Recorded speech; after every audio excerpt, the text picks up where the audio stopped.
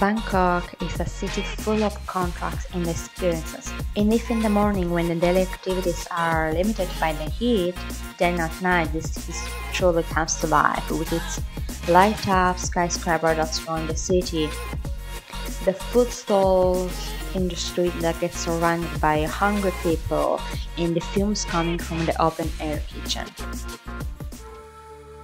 Ancient capital of the Kingdom Siam, you feel like you kind of being catapulted on a Tomb Raider movie set, and it's definitely a must-see attraction to be included in your Bangkok itinerary, from which is for about kind of 2 hours. It is an historical park, an ancient city in its own, and which is why the various temples are actually located at various distances from each other, and visiting all of them will take at least a day, or you can just opt for visiting the most known ones. Okay, today is really scorching hot. In case you come here, visit here the site, I may suggest you to bring maybe an umbrella to cover yourself from the sun because it's extremely hot. I mean, now it's May, which is like the start of the rainy season, which is probably why it's so hot and so humid. But in case, just remember to bring, and also a lot of water. As you probably can see, like I'm sweating buckets. But anyway, the main point is how to get here. Actually, I'm going to give you some tips just to avoid the errors that I did, because before coming here I searched on the internet, but no one really gave me specific suggestion. So anyway, what you want to do is take the bus or the train to Mochit bus station, which don't get wrong like I did with Mochit BTS station, which are very different. So you have to go to Mochit bus station. The bus will leave you to Mochit bus station, and once you get there you just cross the street, and to the other part of the street you will find a lot of minibus and minibus operator, which will then bring you to Ayutthaya. The most iconic temple will probably be Wat Phra Sampet with its 3 iconic pagoda. Not far from it is Wat Mahathat, known for the iconic Buddha head entertained inside a huge root tree. And as you walk through the ruins of this ancient city and admire its remains, try to imagine the splendor and grandeur in which these ruins appeared in past centuries at the peak of their splendor.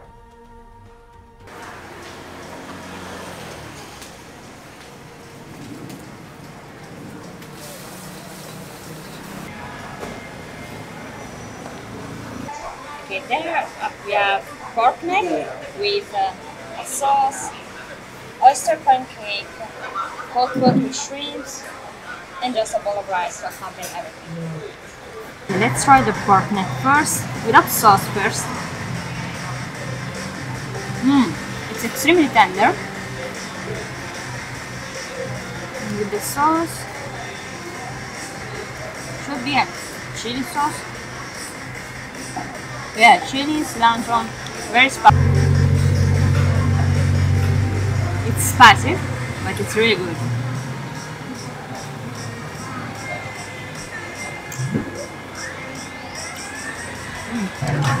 Let's try the oyster pancake without sauce.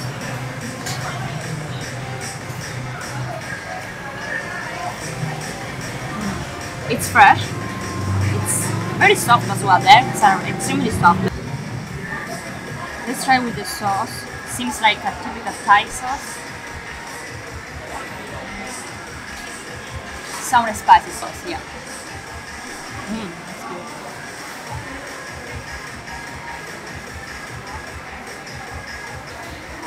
I think that the pancake with the sauce is my favorite so far.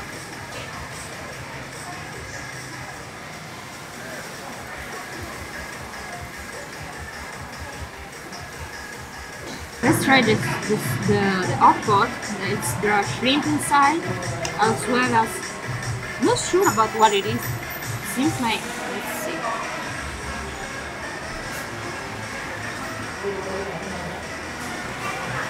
Seems some sort of vegetables, but I have no idea what it exactly is.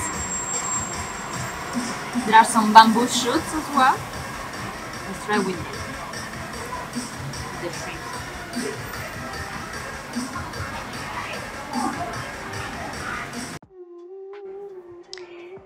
The Royal Palace is a huge complex in the heart of Bangkok, and there is pretty much only one way to describe it: opulence and magnificence.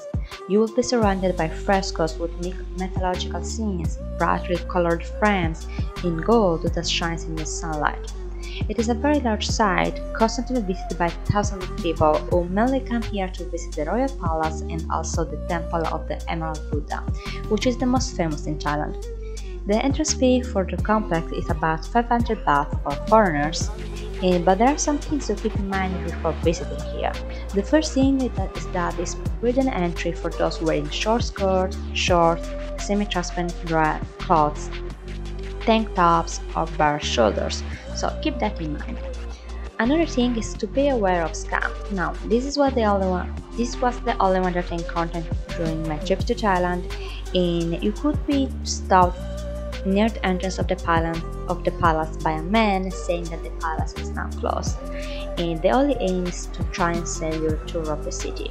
So keep in mind that's actually not true at all, and the palace is not closed.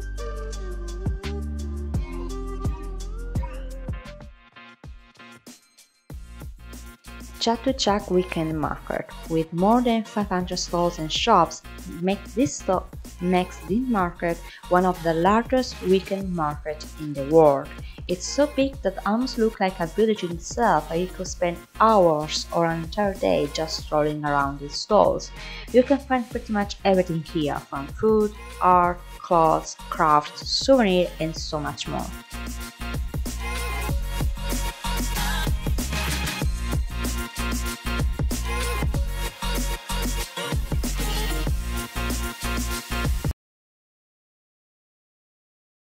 And honestly, after several days just walking around Bangkok, I can't manage anymore. I'm really tired, especially for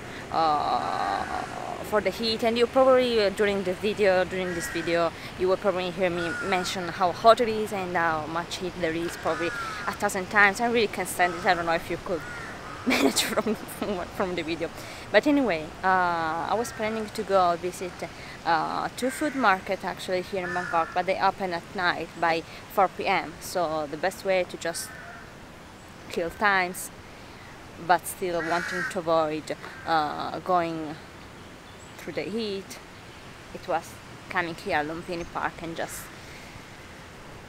relaxing and take a little bit of breeze.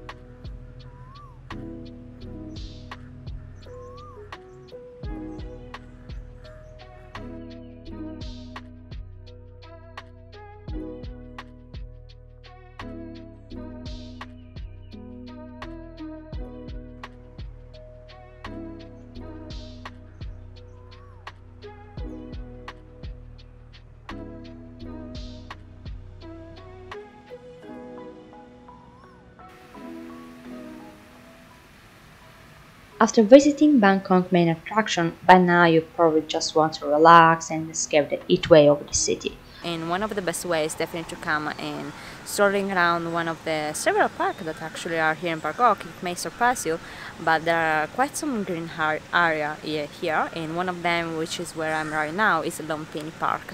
It's like just like New York has a Central Park, Bangkok as well has its green line, which is Lumphini Park, which is just one of many actually. And people just come here during the weekend and totally just to escape the heat wave of the city, which can get extremely bad, trust me, and just to relax, maybe strolling around, even people doing jogging, but most of them you'll see them just snoozing on the grass and just relax, because it's probably the best way to just fight the heat. And there are even some boat that you can rent to go in the lake that it's in the center of the park, but probably it's not the best idea to do it during the day if you want to avoid a heat stroke. but I think it would be very suggestive, especially at night when the skyscraper gets lights up and everything gets lights up, so it's very suggesting as well.